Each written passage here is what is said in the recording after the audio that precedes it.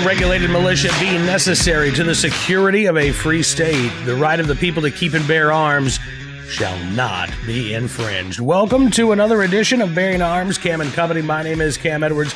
Glad that you've joined us today. A great show for you. Coming up, we're going to talk with Rick Travis from the California Rifle and Pistol Association. Now, I know that we just had Rick on the program a few days ago talking about Kamala Harris and her gun control agenda back when she was district attorney in San Francisco, as well as the attorney general of the state of California. But there, some breaking news out of California and the Ninth Circuit Court of Appeals on Friday. A three-judge panel striking down the state's ban on quote-unquote large-capacity magazines, which in California is any magazine that is more than 10 rounds. And under California law, not only are you not allowed to purchase one of these magazines, you're not allowed to possess one of these magazines as well. Now, that portion of the law has been on hold. It's been stayed by a federal judge, but the ban on the purchase of magazines was not on hold, even as this lawsuit, Duncan versus Becerra, made its way through the federal court system. But again, on Friday, this three-judge panel coming out and saying that, this ban does violate our constitutional rights for a couple of reasons. They say that, quote-unquote, large-capacity magazines are in common use. More than half of the magazines in the country have more than capability of more than 10 rounds. And this is a substantial burden on the rights of Californians by not allowing them to purchase, and again, according to California law, not allow them to possess these magazines, even if they bought them before California had actually banned them.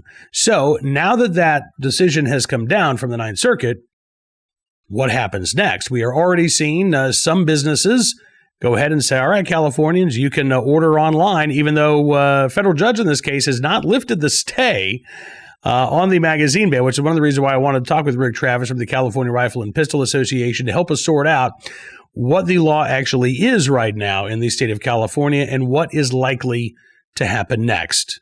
Take a look and a listen. Rick, thank you so much, sir, for coming back on the program. It's good talking to you again. Great to be here. Honestly, I didn't anticipate that we'd be talking again so soon, but we had that great news out of the Ninth Circuit Court of Appeals on Friday, striking down California's ban on large-capacity magazines. And this is huge. I mean, Duncan versus Becerra, this is a case that California Rifle and Pistol Association has been working on for a number of years. To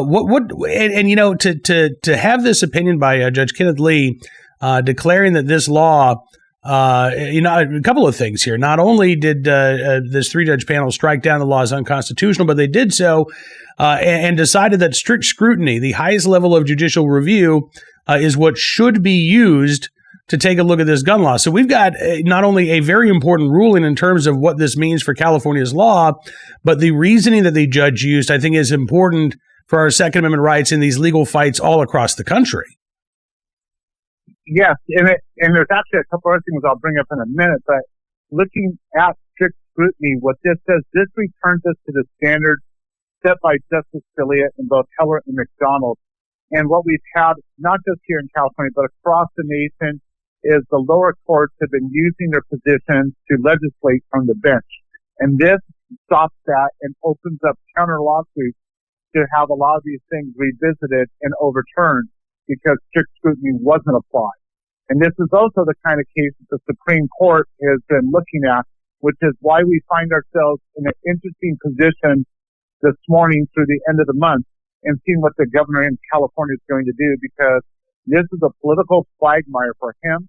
But for us, it's a win-win. Absolutely. So let's talk about the reaction so far, or the lack thereof, from Governor Gavin Newsom and the Attorney General there, Xavier Becerra. As I understand it, Rick, so this is going to get kind of complicated. We're going to get kind of into the legal weeds here, but this is a three-judge panel that affirmed the decision by the trial court judge, U.S. District Judge Robert Benitez. Now, Judge Benitez, we actually call him Saint Benitez. I'm sorry, what's that? We actually call him Saint Benitez. Saint Benitez, I like that. So Saint Benitez, in his original ruling, had basically set aside enforcement of California's mag ban, which led to what you all call Freedom Week. Right. This was a 1 week period in which California residents could legally purchase magazines of any size.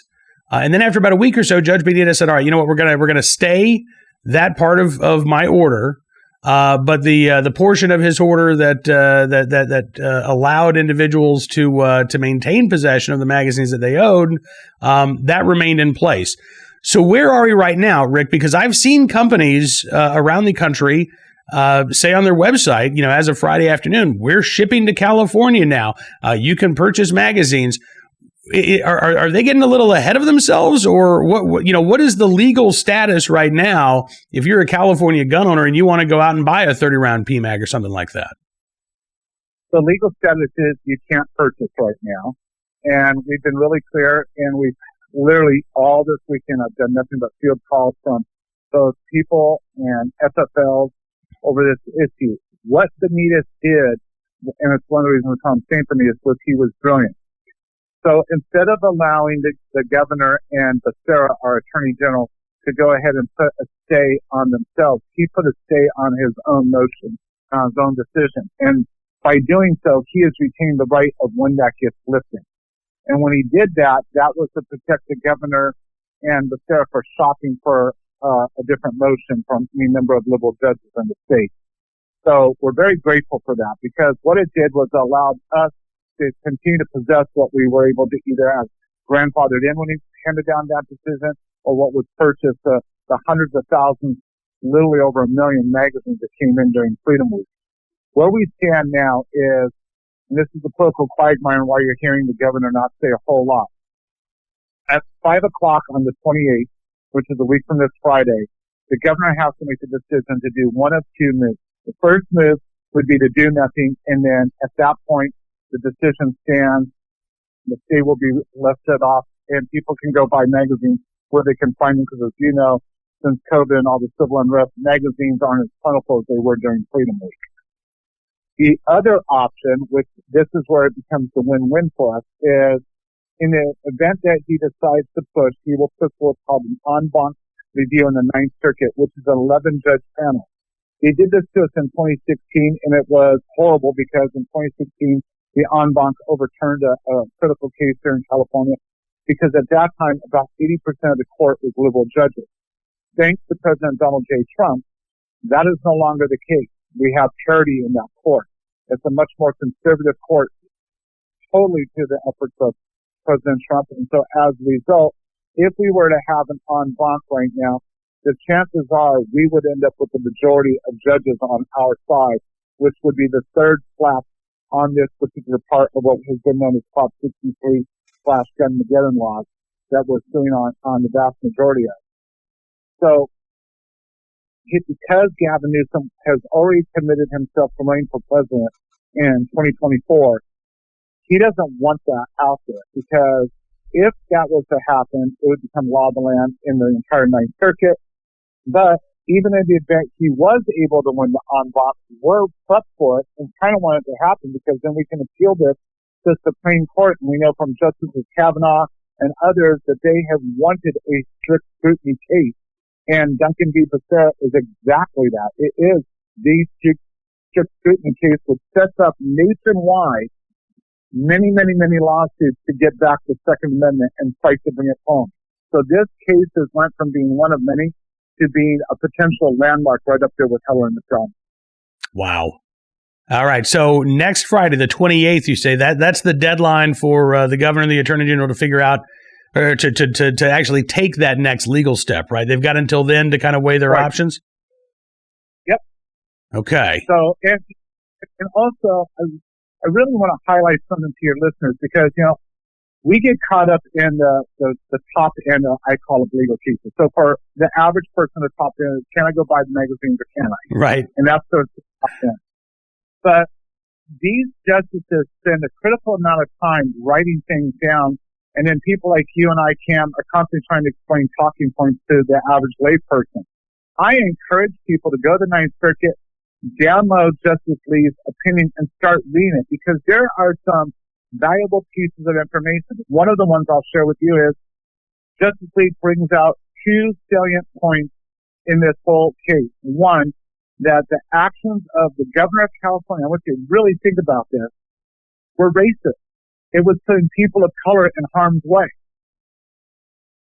And remarkably, that doesn't become a national news story, which is very what's fascinating to me, Rick, I mean, to that point, Judge Lee actually cited none other than Kamala Harris and testimony in her inaugural Senate speech, right? Back in, I think it was 2017, right, when she cited a study showing that Hispanic residents, both legal and illegal people in this country, are, I think she said it was 40% less likely to call police if they're the victim of a violent crime.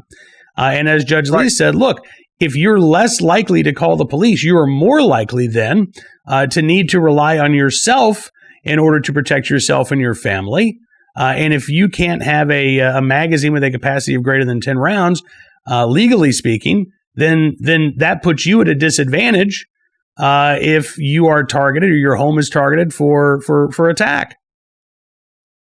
Yeah, and the other thing that Justice Lee brought out that I thought was incredible is, there are a lot of floating numbers in the gun debate, and one of them is always, we hear the horrible things that happen at the various, concerts, schools, bars, and things, or there's been, multiple people that have been injured and killed.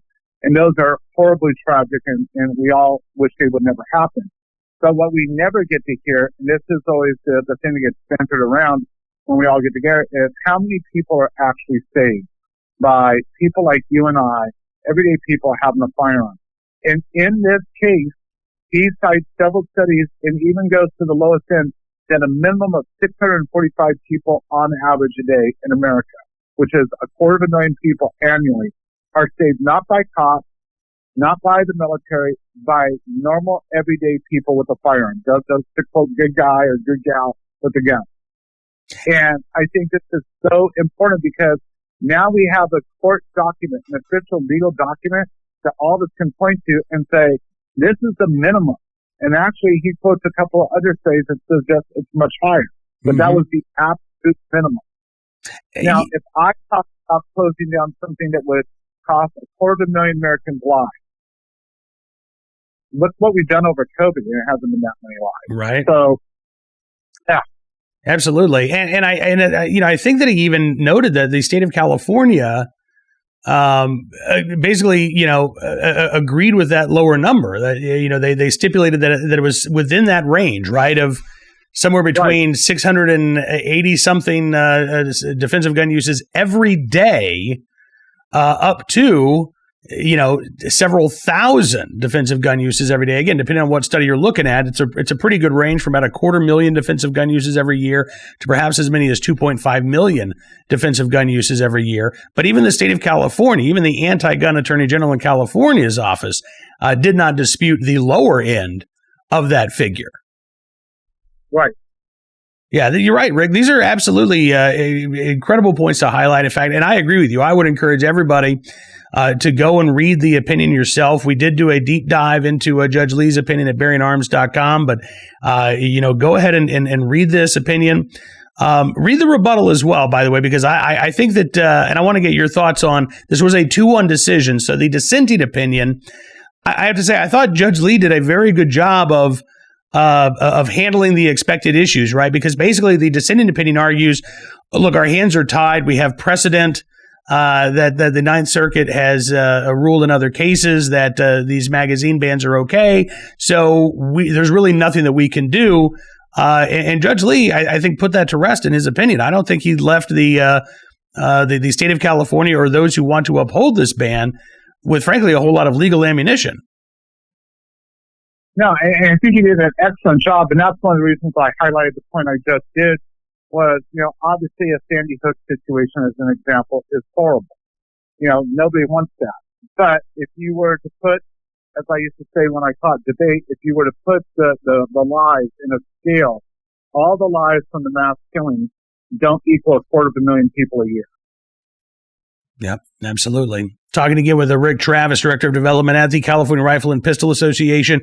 And Rick, listen, before we let you go, I want to ask about another case that's out there percolating, the case of Rhodey versus Becerra. This is the case dealing with California's ban on online ammunition purchases, as well as a ban on purchasing ammunition out of state. This, by the way, is something else that Joe Biden and Kamala Harris want to put in place nationally. They want to ban the online sales of ammunition, just like they've done in California. When, and this is before the Ninth Circuit Court of Appeals as well, correct? Correct. And we can have a decision this week. It will probably happen sometime before mid-September, is what we've been told. And it also goes, there's another little piece I'll give you because I know you'll love to talk about this with people, but this is why we fight so hard in California. It's not just for us, it's to protect the rest of the union.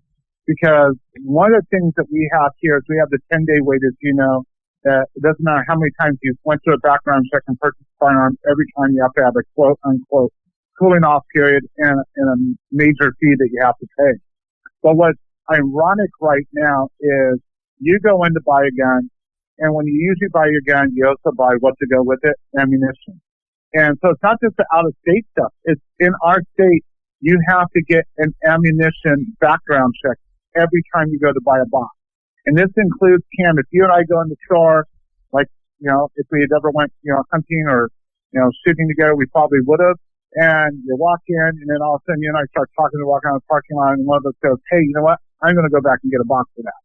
Any other place in the country, you could. Here, that's another background check, even though you just had it done.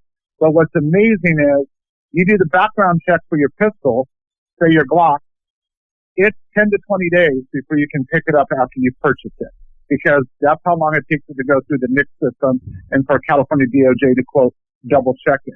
But you go to buy a box of ammunition to go through for it. You pay your $20, $19, but I rounded up. You pay your $19, and within 5 to 10 minutes, using the same exact system, they say, oh yeah, you're not a felon. You can buy the ammunition. That's absolutely absurd. So again, you talk about the arbitrary and capricious nature of this 10-day waiting period. What is the point of that other than to simply impede on individuals' ability to exercise their right to keep and bear arms? Right. And one of the things we've argued for years, and I mock the California system all the time for, is most people, by the time they've gotten to the firearms community, contains that you have multiple firearms. You just do. And so the whole idea that if you were to get that irate and decide to become a criminal, that you would go in and look at the firearms you already possess and go, no, you know what? If I'm going to fight Cam, I want a pink Glock. So I'm going to go buy a brand. No, that's not what's ever going to happen. And that's why, this is why if you analyze any of the stuff they do in California, it is absolutely not about what they say it is. And I say this all the time. I mean, if this is truly about firearm safety, we have a list through the California DOJ that has over 28,000 known felons with firearms. And they've only arrested a little over 30 this last year.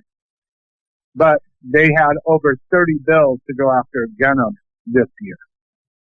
Yeah, in fact, there are a few more that are coming up this week, I guess, for a final vote in the legislature, correct? Correct. And which is why I always look at people and say, don't tell me this isn't about gun confiscation, killing the gun culture, gun grabbing. It's exactly what it is. Because if it was about the safety of Californians, they literally have tens of thousands of people. They know where they're at and that they have firearms illegally because they're felons. And they could go get them. But that's not what they're doing. Yeah. They're coming after us. All right. Letting those people out. So bottom line right now, Rick, is that the quote unquote large capacity magazines not legally able to be sold in the state of California, but depending on what Gavin, Newsom, and Xavier Becerra decide to do on the 28th of August, that could change, right? If they decide to just let this go, then Judge Benitez could lift that stay, and perhaps even if they decide to appeal to the en banc. We might even see Judge Benitez lift that stay. Yeah, I don't think he would, though, because at that point, Becerra would just call and find one of the liberal judges on Ninth Circuit and put in a stay. That would be a little bit more harsh knowing him. So I think Benitez is going to hold that stay, decide when to lift it. basically to protect all of us. And that's why we call them St. Benita. All right. Well, listen, Rick, again, man, I appreciate you spending some time with us going over the decision, what it means for gun owners, not only in California, but around the country. Congratulations again. And who knows, we might be talking again later this week, depending on what happens with Rhodey versus Becerra. Yeah. Looking forward to it. As always, thanks for what you do. My new unofficial co-host, Rick Travis, joined us from the California Rifle and Pistol Association here on Bearing Arms, Cam and Company. All right. Certainly do appreciate Rick joining us on the program. We are going to pay very close attention to what's going on there in California. And we may have some news to report again later this week in terms of Rhodey versus Becerra. That is the case dealing with California's law forbidding the online purchase of ammunition, as well as forbidding the out-of-state purchase of ammunition in California. Yeah, I know. They've got all kinds of goofy gun laws there in the state of California. And the criminals don't seem to be paying attention to any of them, by the way, which is a commonality with violent criminals throughout the country. In fact, that's a pretty good segue into today's Armed Citizen story, our good deed of the day, and our recidivist report, which comes from the Lone Star State of Texas, Killeen, Texas, where a judge sentenced a man to deferred probation on an armed robbery charge. Yeah, this from the Killeen, Texas Daily Herald. And the suspect in this case, Tylen Ian Drulhet, 20 years of age, was facing 99 years to life in prison before a judge again slapped all that away and said, listen, you know what? Why don't you just get out of here with probation? 10 years of deferred adjudication probation. According to the local paper there in Killeen, Texas, he had been held in the Bell County Jail with a bond of $250,000 for more than a year after pleading guilty to first-degree felony charge of aggravated robbery. Judge John Gaunt did not hear any testimony during the sentencing hearing last Wednesday afternoon, but he considered several character reference letters as well as a jail ministry certificate offered by the defense. The judge said that, quote, you're 20 years old. Hopefully this is a one-time situation. I'm taking a chance on you. He said, but more than that, you're taking a chance on yourself because the consequences of coming back to my courtroom could dictate the rest of your life. My prayer for you is that you make it. The defense attorney told the judge that his client, quote, had strong family support. He's been in jail for 379 days. I think he learned his lesson. Assistant District Attorney Dana Nelson, meanwhile, said that people expect that an armed robbery is going to result in a prison sentence. She said, quote, he walked into a convenience store and pointed a gun at somebody and demanded money. He committed one of the most dangerous offenses. This behavior might have been an anomaly, but that doesn't make it an accident. Now, according to police, it was July 27, 2019, when Killeen police responded to a robbery call at a convenience store. Drulett appeared to be purchasing a Mountain Dew and then pointed a handgun at the female clerk, demanded money, lifting the tray to look for bigger bills. Police used security footage to get the license plate from the vehicle that Drulett left in. They went to his home where a woman identified him as the man from a still of surveillance footage. Woman allowed police to search his residence. That's where they found money, a ball cap that resembled the one that the suspect was wearing, as well as a handgun that resembled the one that was used in the robbery. Maybe life in prison is too much, but maybe 10 years probation is too little. And I think the district attorney is correct when she says that people do anticipate when somebody commits an armed robbery that there are going to be consequences that include prison time. On to today's armed citizen story out of Salt Lake City, where officials have identified a man who was killed after allegedly opening fire in a club in Salt Lake City. This was at the Echo nightclub, and this happened over the weekend. 27-year-old Gustav Dennekamp fatally shot by a club employee about 1:30 Saturday morning after he opened fire there at the Echo nightclub. According to Lieutenant Brett Olson with the Salt Lake City Police, the man fired a weapon and then was shot once by an employee who had his own gun. Dennekamp then went outside where responding officers attempted life-saving measures, but he died at the scene. Nobody else was injured, thankfully, in that situation. Echo released its statement on the shooting Saturday afternoon saying, quote, we are deeply saddened by the tragic events that happened at our club Friday night. Thanks to the quick actions by an employee to stop the shooter, our patrons and staff were unharmed. We are cooperating fully with law enforcement to aid in their investigation, and we will continue our efforts to the best of our abilities to maintain a safe environment for our customers and staff. I have to tell you, if I don't live in Salt Lake City, I'll probably never go to the Echo nightclub, but if I did, probably feel a little bit better knowing that there actually was armed security there, given what happened there late Friday night, early Saturday morning. And finally today, our good deed of the day from Baton Rouge, Louisiana. That would be Levi Russell, known as Officer Levi, who is helping to raise money to provide officers with extra safety gear. He has helped 14 officers at least purchase bullet-resistant vests, and he just got a pretty sizable donation from several other individuals, police officer wives, who put together a Back the Blue rally there in Baton Rouge to help show support for the officers there. They were able to raise $2,500 from that rally that they were able to turn over to young Levi Russell there. That will provide at least 2 more vests for officers. One of the women who helped put this rally together, Terry Witt, who's a retired police officer as well as being the spouse of a police officer, said it's really important because not only does it provide better protection for officers, even maybe than a higher level one that the ones are issued, but there are a lot of agencies out there who are limited in funding and they're not able to purchase vests. So thanks again to the efforts of young Levi Russell there in Baton Rouge, Louisiana. More officers going to be better protected on the job. And we thank young Mr. Russell for his very, very good deed. That is all the time we've got for you on this edition of Bearing Arms Cam & Company. I want to thank you for being a part of the program. Don't forget to subscribe to Town Hall Media. That way you never miss a program. Or just go to your local podcast distributor, whatever platform you like to use, and look for Bearing Arms Cam & Company. You can find us there as well. We'll be back tomorrow with more of the latest Second Amendment news and information from all across the nation. But in the meantime, be well, be safe, be free, and we'll see you soon with another edition of Bearing Arms Cam & Company.